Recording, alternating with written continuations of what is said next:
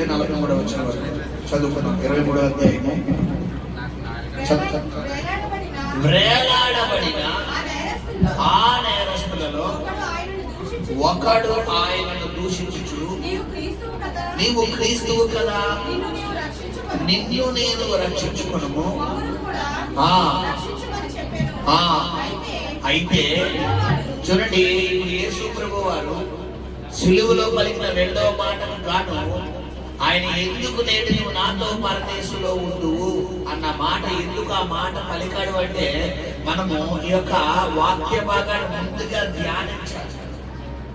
43వ వచనంలో నేడు నువ్వు నాతో కూడా పరదేశంలో ఉండు అని ఆయన మాట్లాడుతుంటే, 39వ వచనంలో జరిగిన సన్నివేశం ఏంటంటే ఆయనతో పాటు ఇద్దరు బంధువుడు దొంగలను కుడి పక్కన ఒకరిని ఎడం పక్కన ఒకరిని సిలువేశారంట.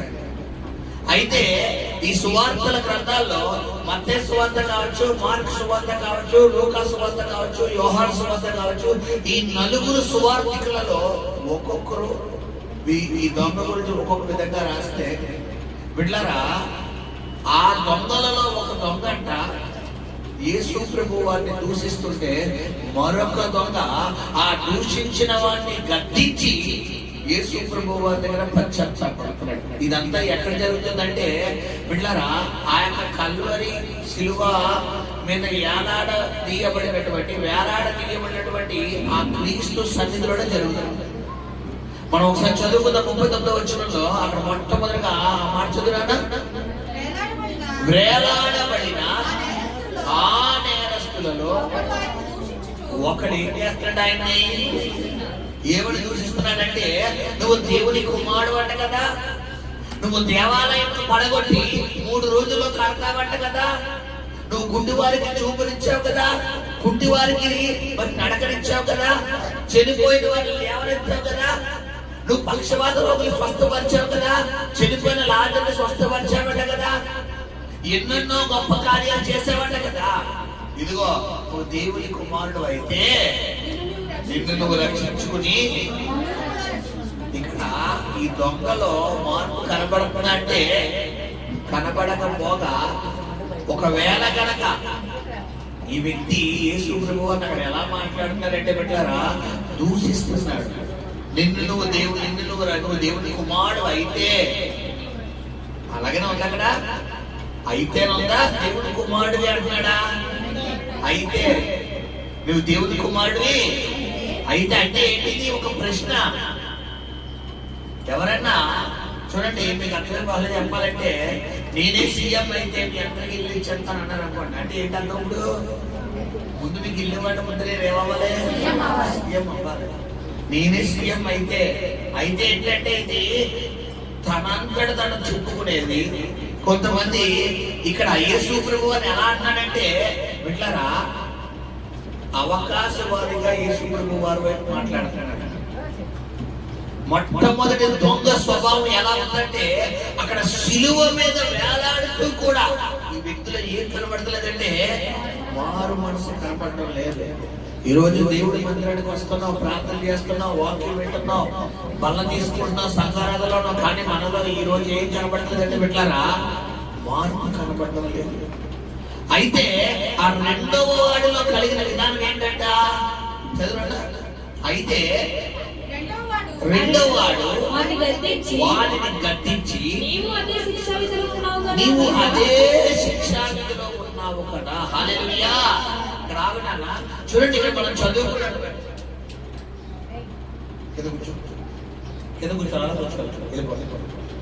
ఇక్కడ మనం చదువుకున్న విధానంలో ఇద్దరు దొంగలు ఉన్నారు. ఇద్దరు అప్పుడు దాకా జోడి దొంగలా కాదా? ఇద్దరు ఆలోచనలు ఒకలా ఉంటాయా లేదా? ఇద్దరు తలపులు ఒకలా ఉంటాయా లేదా? ఇద్దరు మాటలు ఒకలా ఉంటాయా లేదా?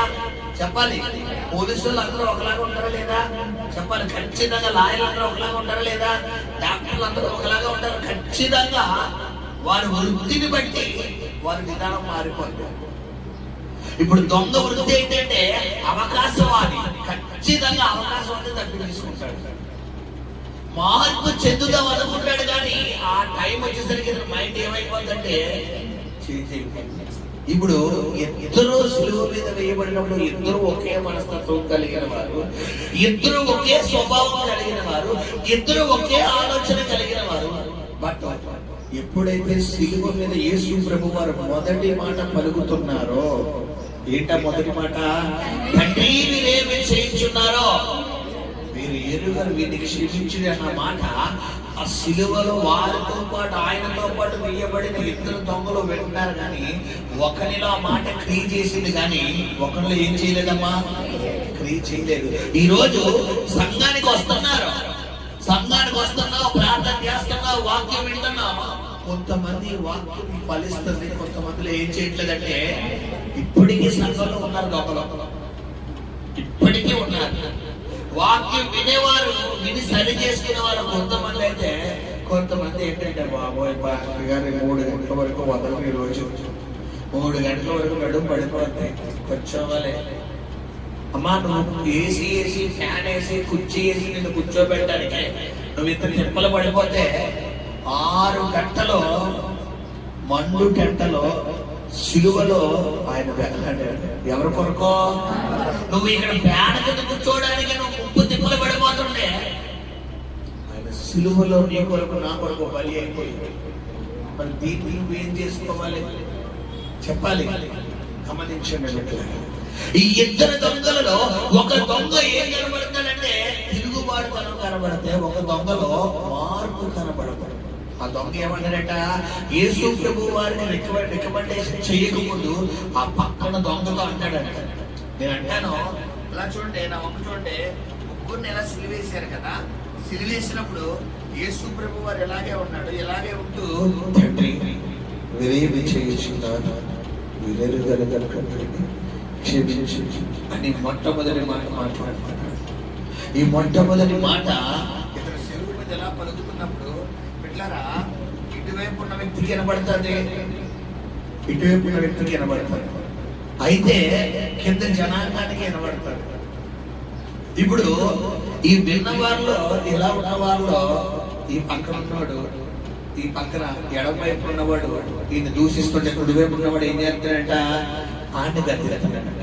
ఇప్పుడు సిలువ అంటే దాదాపు ఈ వెడల్పు పొడవు ఒక మనిషిని 6 feet మనిషిని నిలబెట్టేప్పుడు దాదాపు ఇంత సిలువ ఉంటుందా లేదా?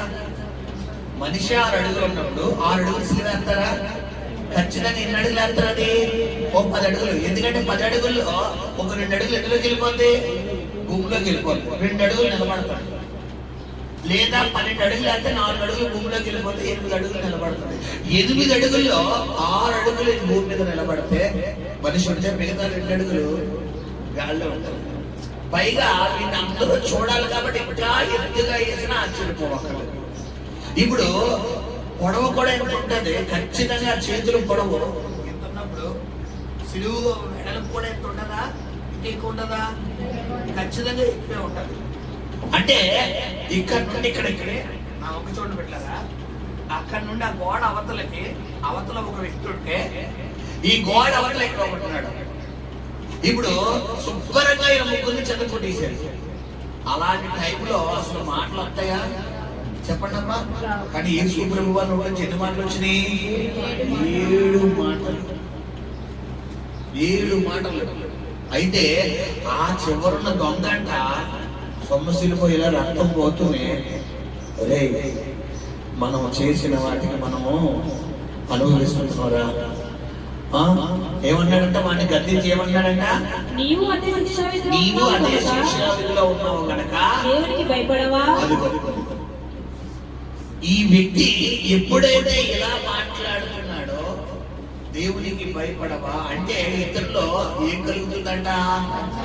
మార్పు కలుగుతుంది. ఈరోజు నువ్వు దేవుడు చెప్పిన మొదటి మాటకు నువ్వు సరెండర్ అయిపోతేనే నీ కుటుంబంలో ఉన్న వ్యక్తులకు మార్పు కలుగుతుంది. చాలా మంది ఏంటంటే, మా ఆయనతో నేను పడలేకపోతున్నానండి, మా ఆవిడతో నేను పడలేకపోతున్నాను, మా పిల్లలతో నేను పడలేకపోతున్నానండి, అత్తమాను గొడవ అయిపోతుందంటారు. నేను అంటాను, ముందు నువ్వు మారు, ముందు నీ కోపాన్ని తగ్గించుకో. నువ్వు ఎప్పుడైతే క్షమాగుణం కలిగి ఉంటావో, ఎప్పుడైతే క్షమించే స్వభావం నీలో ఉందో, ఖచ్చితంగా నీ భర్తలో, నీ భార్యలో, నీ బిడ్డలో ఏం కలుగుతుంది? మనం మారం. మనం చెప్పే రక్కే తప్ప ఏంటి మార్పు చెందేలాగా కాదు. ఈ దొంగవాడు ఏమన్నాడు? కుడి పక్కన దొంగవాడు ఎడ పక్కన దొంగతో, ఇది మనకు కరెక్ట్, ఈ శిక్ష మనకు పడిందంటే మనం తప్పు చేసాం. కానీ ఆయన ఏం చేశాడు? ప్రజలు స్వస్థపరిచాడు, ప్రజలకు అద్భుతాలు చేశాడు, ప్రజలను బాగు చేశాడు, తాగుబోతులు మార్చాడు, వ్యభిచారులు మార్చాడు, దెయ్యాలు పట్టిన వాడిని మార్చాడు. ఈయన ఏం చేశాడని ఈయనకి సిలువేశాడు అని చెబుతూ ఈ వ్యక్తి యేసు ప్రభు వారిలో ఉన్న దైవత్వాన్ని గుర్తిస్తే ఏమని చెప్తున్నాడు? యేసు ప్రభు వారిని ఏమన్నాడమ్మా? మనకైతే ఇది న్యాయమే, మనము చేసిన వాటికి తగిన ఫలము పొందుచున్నాము గాని ఈయన ఏ తప్పిదములు చేయలేదని చెప్పి ఆయనను చూచి యేసు నీ రాజ్యములోనికి వచ్చినప్పుడు జ్ఞాపకం చేసుకొని హల్లెలూయా. ఇక్కడ మాట అంటాను, నీ రాజ్యములోకి వచ్చినప్పుడు అన్న మాట ఈ దొంగ చెబుతున్నాడంటే ఖచ్చితంగా ఇతడు అంతకుముందు ఎవరి గురించి ఉండాలి చెప్పాలి? దేవుడి గురించి ఉన్నాడు. కానీ అసలు దేవుడితో ఇతను మాట్లాడడానికి అవకాశం ఉందా అంటే ఇప్పుడు అవకాశం ఎక్కడ దొరికింది?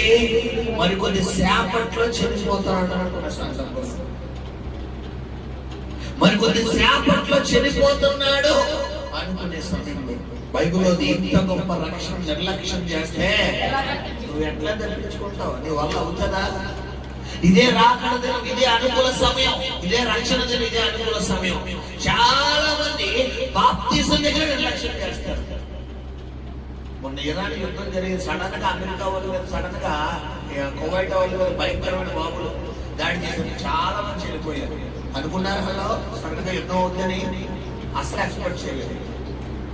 తెలీదు ఎప్పుడు రాకడొస్తుందో తెలీదు. కనురెప్ప పాటలో దొంగ వచ్చినట్టుగా ఏముండదంట, ఆయన రాకడ వచ్చినట్టు. ఎప్పుడు రాకడొస్తుందో తెలీదు. ఈ రక్షణ ఒకవేళ నువ్వు కోల్పోతే మళ్ళా ఇది నువ్వు కావాలంటున్నా రాదు. అందుకే ఇంత గొప్ప రక్షణ నిర్లక్ష్యం చేస్తే నువ్వు ఎట్లా తప్పించుకుంటావు?